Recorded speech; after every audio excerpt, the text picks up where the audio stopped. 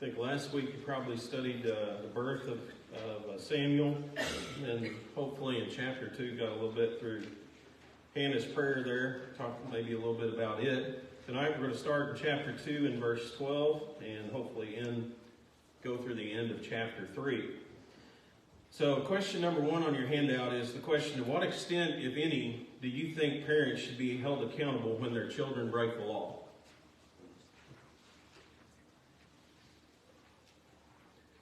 You want to take a vote by hand? How many people think that parents should be held accountable when their children break the law? What age are the children? Don't get technical. I just said children. Okay? I see one person who's brave enough. So how many people think that they shouldn't be held accountable? I see no hands. I don't know if you guys understood this exercise or not. So what does the Bible teach about guilt of sin? Let's just start there. Do parents become guilty of their children's sin? Do children become guilty of their parents' sin when they do something wrong? Is that transferable? No. How do we know that? Anybody know the passage? How about Ezekiel 18:20? All right, it talks about the father shall not bear the iniquity of the son, neither shall the son bear the iniquity of the father. The righteousness of the righteous shall be upon him, and the wickedness of the wicked upon him. So, you can't transfer guilt, right? When somebody does something that's wrong, if I go out and I commit murder, are my children guilty of murder? No, that's not the way sin works. Guilt is not transferable, right? But what does the Bible teach us about our obligation as parents toward our children? Do we have any obligations? So train up in the way they should go. Okay, we have an obligation to train our children, to instruct them in the right way, to direct them down the right path. What happens if they don't follow that path? Do we have any obligations? I think we're still responsible to try to correct them and get them back on the right path. Yeah, and especially so when they're living under our own roof, wouldn't you say? I'm like you. I think we still have an obligation no matter how old they might be. And that's kind of illustrated, I think, from the story that we're going to talk about tonight, Eli and his sons. Eli had an obligation because these people were his sons. And so he had an obligation to them to try to correct them, and hopefully, Lord willing, we'll talk a little bit more about that. But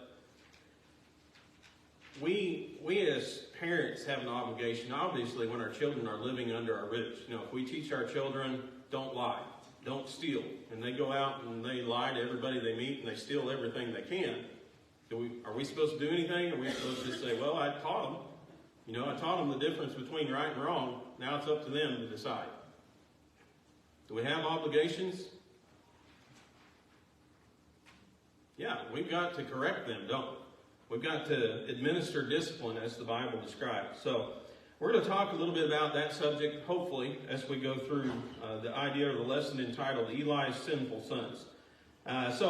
Hopefully you've read this. Again, this is over one chapter, and usually if we're only over one chapter, I don't do very good when we read. So I'm going to try to keep it to a minimum. If we can tonight, we might not read anything. Hopefully you've looked at this beforehand, though. Or you've studied it beforehand. So, question number 2, how does the passage describe Eli's sons in verse 12?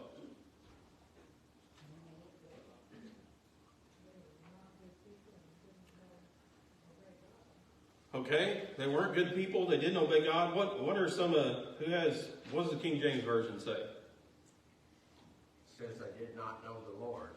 And okay. There's where Eli failed, I think. I think that's the key to the whole thing. They didn't know the Lord. Well, whose responsibility was it to teach them about the Lord? Okay. Eli. So you think it might have been Eli's shortcoming in teaching them? Okay.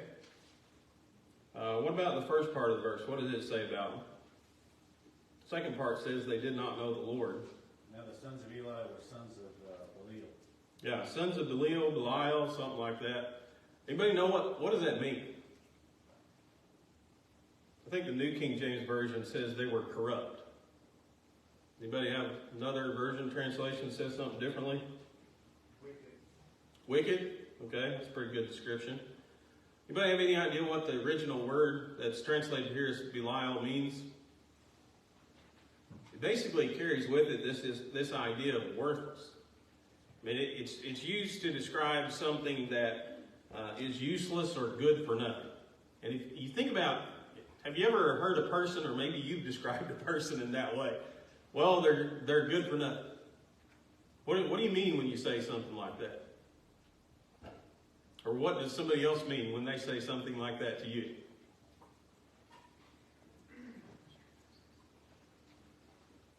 All their characteristics are bad. They don't have any good characteristics about it. Yeah, generally you can't think of positive things when you think of them, right?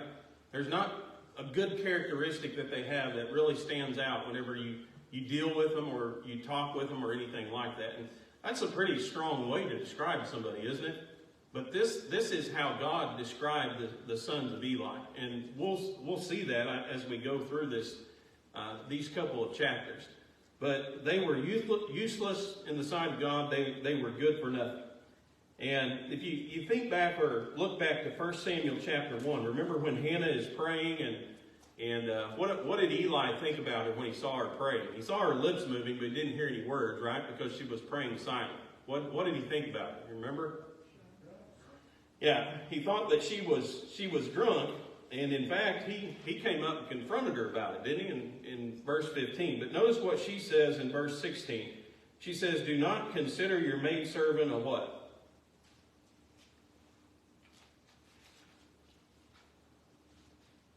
Sorrowful spirit.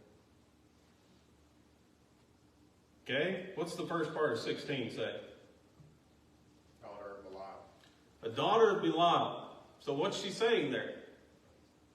Exactly what the sons of Eli were, right? Don't consider me a worthless woman. Don't consider me a useless or good-for-nothing woman. You know, that's not what was going on in this particular situation. So you can see kind of the meaning of it here as she uses it back in the first chapter. But that's a pretty powerful way to describe anybody, isn't it? Useless or good for nothing. But that's the way that God chose to describe the sons of Eli. And I think what that should do for us, it should help us understand just how embedded in sin and how wicked these particular men were. So we read about how when people came to sacrifice, part of what made them worthless in the sight of God is what they did with the sacrifices that were brought for peace offerings, for sin offerings. You had birds, you had animals, you had grain offerings. Question number 3 here is, how were the priests claiming more than their share of the people's sacrifice? Now, remember this. God set up this system of sacrifice, and in this system, He set up a way where the priests received part of these sacrifices as their pay. Remember, they didn't have an inheritance like everybody else in Israel. And so they didn't have fields. They didn't have large fields. They couldn't have a lot of animals and raise things. So they were dependent upon the people's sacrifice to provide them with food. Most other people in that day and age had land. They could grow trees. They could eat fruit. They could raise animals. But the Levites and the priests weren't like that. And so God set up this system by which when a person brought a sacrifice, that the priest received part of that sacrifice in payment. But God was very specific as to what part were the priests. I think if it was a bird, it involved the breast and the thigh belonged to the priest. If it was an animal, generally it was a shoulder. And then, what was it? The jaws, the two sides of the jaws, or the head, what some people believe are described there in the stomach. So there were certain things that were deemed the priest. There were certain things that were deemed to belong to the people who offered them. And then there were certain things that were deemed to belong to God. And so as you read through here, how were these priests claiming more than their share when people came to sacrifice? What were some of the things that they were doing?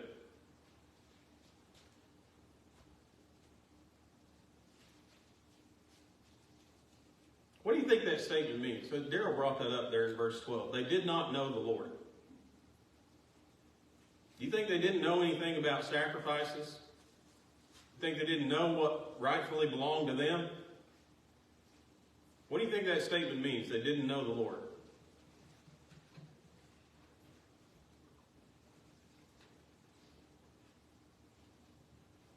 They didn't follow the laws. They didn't do what they were told. They didn't do what they needed to do. Yeah. If a person knows God, what does that mean? Just means they know about God. You know, they've studied about Him before and they've read about Him in the Bible, and so now they know God. What does it mean to know God? To obey, right? To have a right relationship with God, to follow His commandments, to be in a relationship with Him. These men did not know the Lord. They weren't following God's laws. Were they in a right relationship with Him? Well, obviously you can't be if you don't follow God's law, right? So that's kind of the situation that they're in here. So what are they doing? They're violating God's law by claiming more than what rightfully belongs to them. But how are they doing that? What did they take? Whatever they wanted. Yeah. They took whatever they wanted, right? Whenever they wanted. And by force. Yeah. And if people, you know, part of these sacrifices, understand this, part of these sacrifices belong to God. And namely, when we think about the part of the sacrifice that belonged to God, what part was that? What always belonged to God?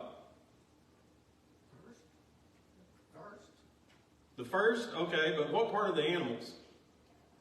There's a specific part.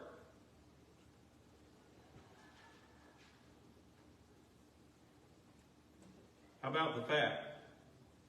Remember that idea or that concept or commandment? So sometimes these people were making sure, you know, that God gets His part. And the priest would come in and they say, no, I want that part. That belongs to me now. And if they weren't willing to give it up, then they said, if you don't step back, we're going to take it by force. And so you can imagine, again, these are, as God describes them, they're worthless, useless, good-for-nothing people. And so they're taking more than their sacrifice. They're taking part of the sacrifice that belongs to the person who offered it, and they're also taking part of God's. In certain situations, they're taking part of God's sacrifice too. So we read about in verse 17 here that the sin of the young men was very great before the Lord, for men abhorred the offering of the Lord. So what did the taking, question number 4 here, the taking of the meat before the burnt offerings, why did that grieve the Lord?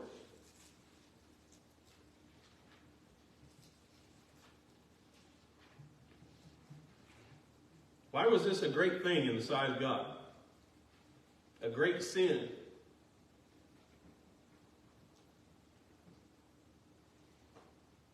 That was His portion. Yeah.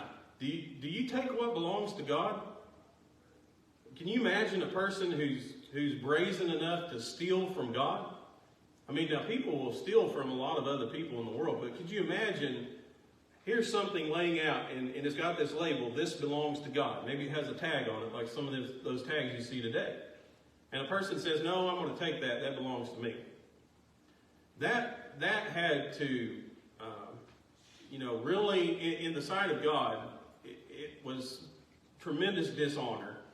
It was disrespectful, and it was disgraceful toward Him. To take something, basically to steal or to rob from God.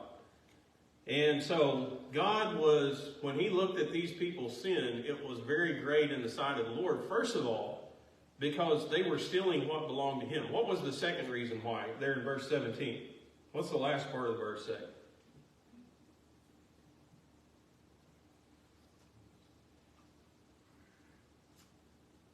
Did people want to sacrifice? Why not?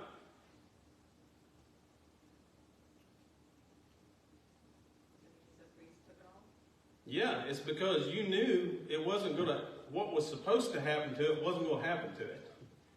And so did people enjoy bringing these offerings to the Lord? Well, no.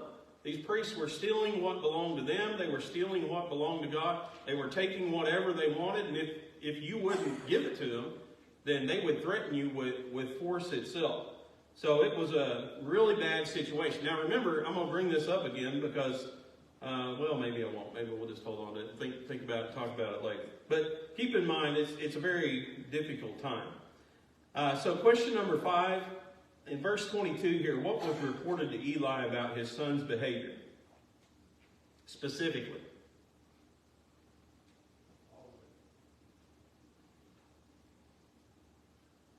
Somebody say something. I'm half deaf, so. It says that he heard all his sons did. Okay, he heard everything that they did. And what is mentioned specifically here in this verse too? It's the last part of the verse there, say. They were led with women at the tabernacle. Yeah, you remember that you had these women who basically dedicated themselves to the service of the tabernacle. You know, what all that involved, I don't know, but it would involve doing anything that they could to help out around the tabernacle. How do you think the women like that would deserve to be treated? I mean, they basically dedicated their life to helping people worship God, right? There should have been tremendous honor and respect that was shown toward these women, but instead, the sons of Eli are basically treating them like prostitutes. You know, if they want to lay with this woman, then they just go sleep with this woman. And so again, you have this statement, these were worthless, good-for-nothing people in the sight of God. So not only did they treat the sacrifice with disrespect, they treated people with disrespect too. So Eli hears about everything that his sons were doing, and let's read his reaction here, what he does. Somebody read verses 23 and 24 for us here in chapter 2. And he said unto them, Why do you do such things? For I hear of your evil dealings by all this people. Nay, my sons, for it is no good report that I hear. You make the Lord's people to transgress. Okay, so what does Eli do in response to hearing about all that his sons have done? Nothing. Nothing?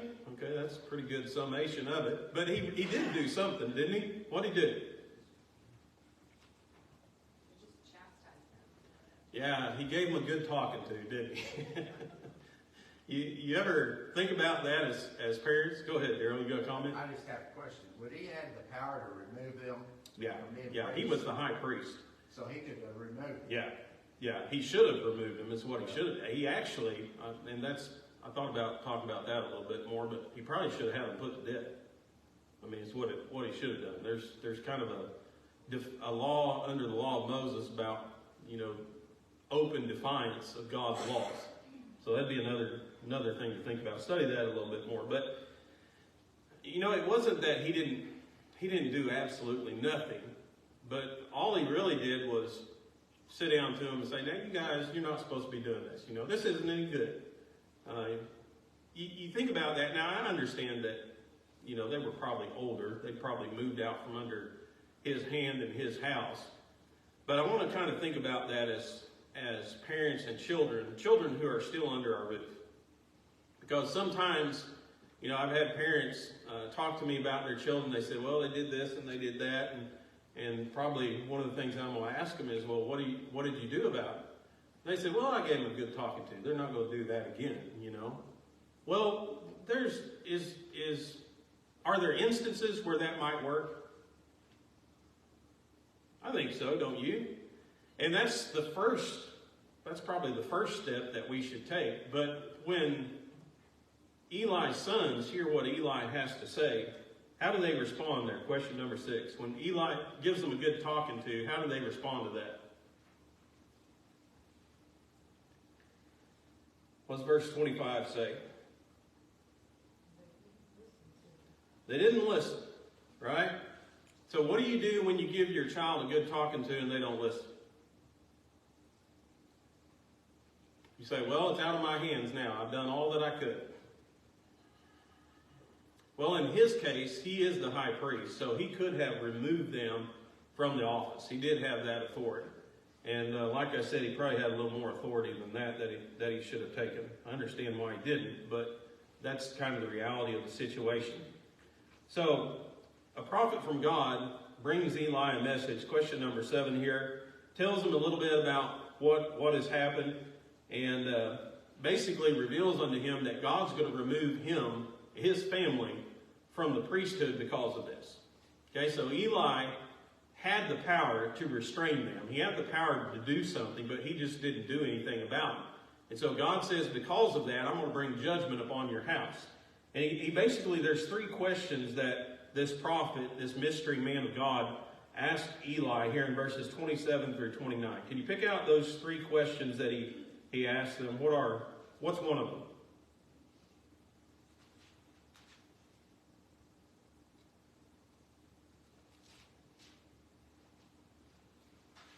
Did I plainly appear into the house of thy father? Yeah, the first question that he asked is, did I not clearly reveal myself to you? Okay? How was it that Eli and his family came into the office of the priesthood?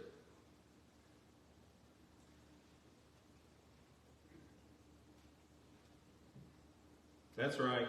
God appointed him. I guess I'm going to start answering my own questions here. God appointed him, right? God appointed his family into the priesthood and Eli into the high priesthood. He gave that to them. He clearly revealed himself to them. The second one is, I'll just do that one. You can do the third one. He says, did not I choose you? Wasn't I the one who made that choice? Didn't I clearly reveal myself to you that I said, I'm going to appoint you and your family and they're going to be priests over the house of God? And what's the third question that he asked them?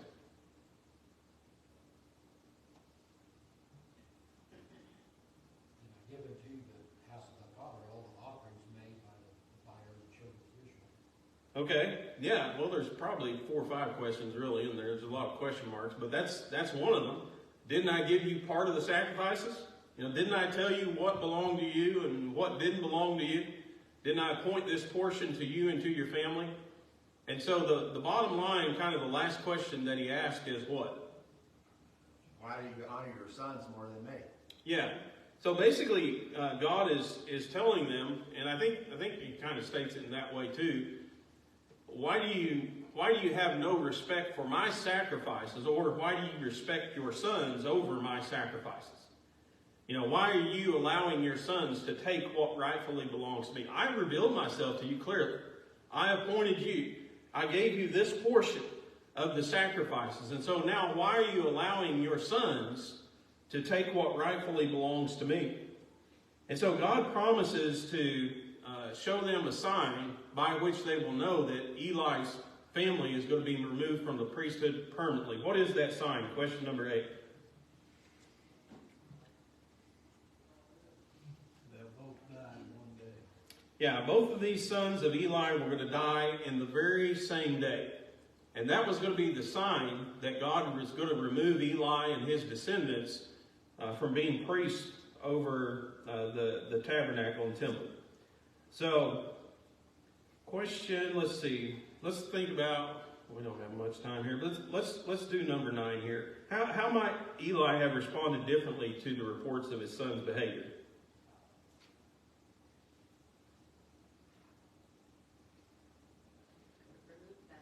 Yeah, he should have removed them. But because the Lord clearly pointed out, he had that power. He had the power to restrain them, didn't he? But he didn't use that power. And so that's why judgment was being brought upon his house. So he should have removed them from office. Again, good study. Should have really put them to death. But at the very least, he should have removed them from the office. And so question number 10 asks this question. What way do parents need to take responsibility for their children's behavior?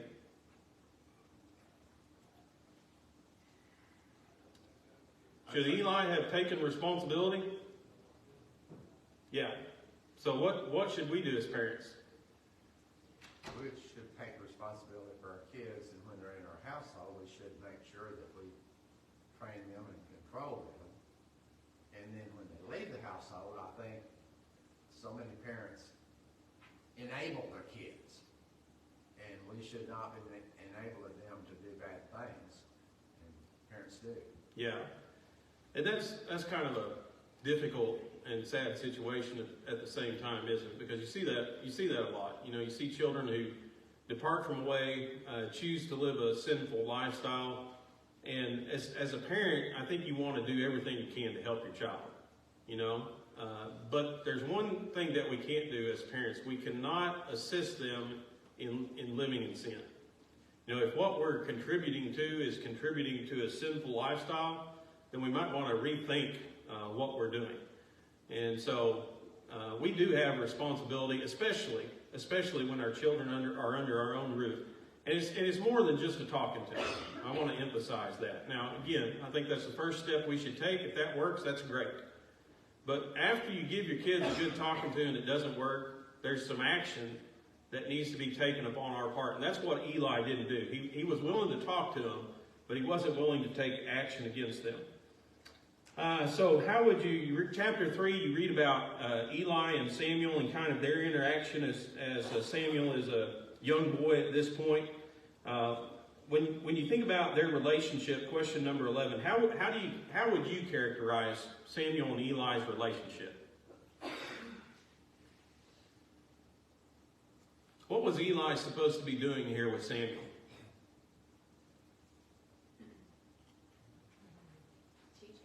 Yeah, teaching him, training him, right? Kind of a teacher-pupil relationship. Is that the way that you think about this relationship when you read about it? Is that the way it appears to you? Sometimes it almost seems like he's a fatherly figure. It really does, doesn't it? I mean, remember, how old was Samuel when he was brought to the temple? Does anybody remember? 3 or 5? I don't remember.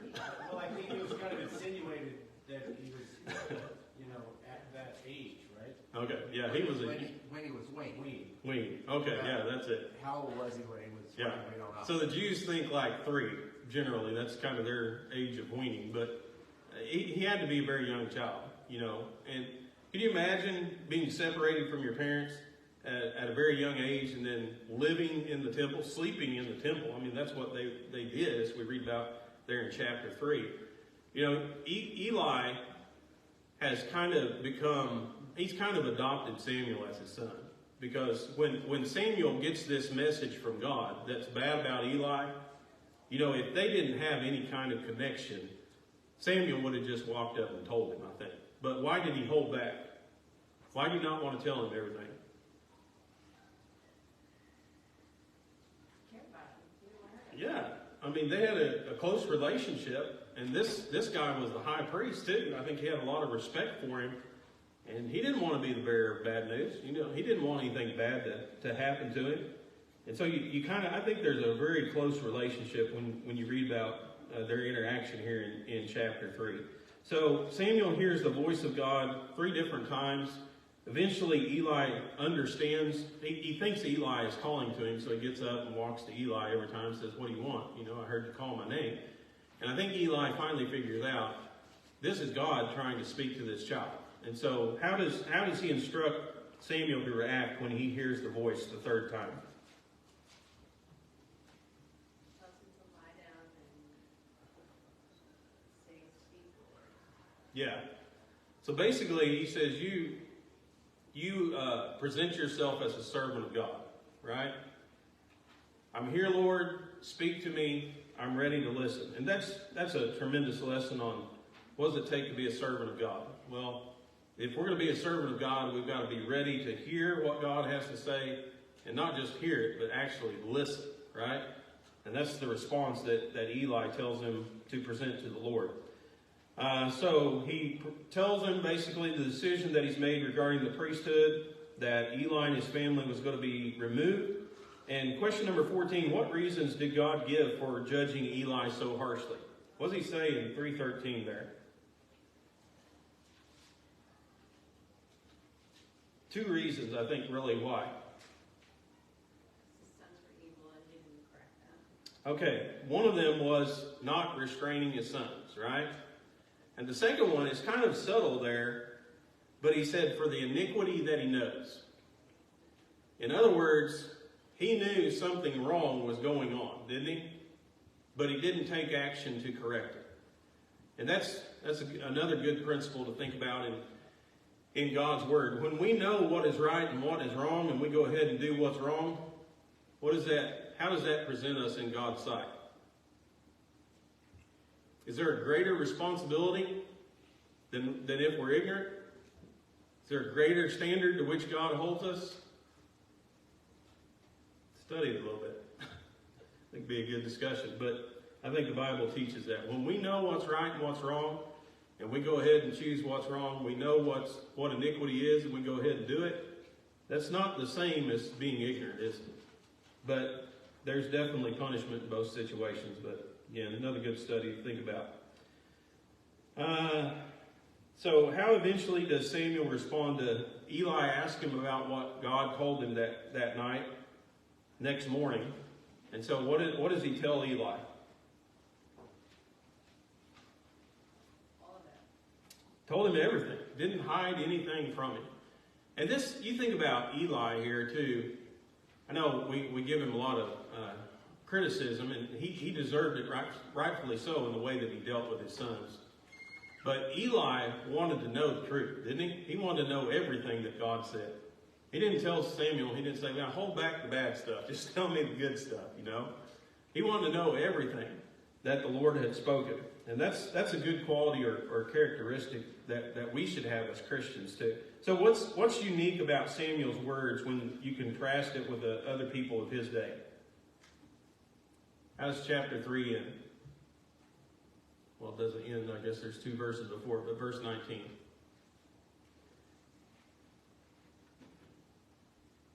He took them. He didn't let the words fall on the ground. It says he took them and remembered them, whereas the other ones didn't pay attention to them. Yeah, remember that the word of the Lord was precious in those days. God didn't reveal himself to a lot of people. But here's what the people did know. God revealed himself to Samuel. Because whenever Samuel told them something about what God said, it came to pass, didn't it? And so what that did is it raised Samuel to a level where when people looked at him, they knew that he was a prophet and a priest of God. And that couldn't be said about Eli's sons too, right? They appeared to be priests of God, but they knew Samuel was the real deal. So we're going to end there. Does anybody have any thoughts or comments or questions before we end?